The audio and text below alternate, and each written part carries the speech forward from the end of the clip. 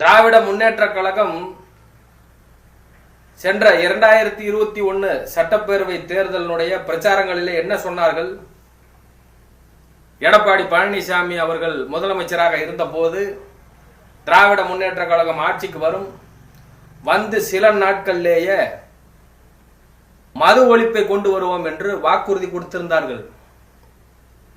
அது அவர்களால் செய்ய முடியாது என்பது எல்லாருக்குமே தெரிஞ்ச விஷயம்.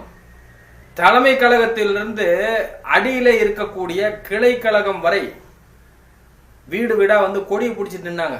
எதுக்குன்னா மதுவுக்கு எதிராக நாங்க போராட்டம் பண்றோம் அப்படிங்கிற பேர்ல வீடு வீடா வந்து கொடியை பிடிச்சிட்டு நின்னாங்க.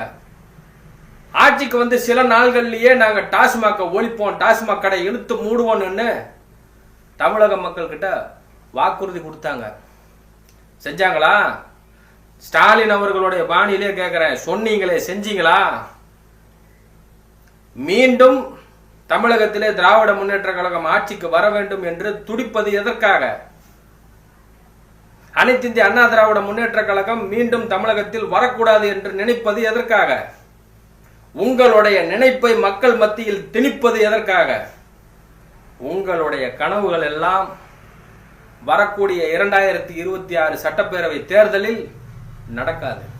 உங்களுடைய கனவு பலிக்காது.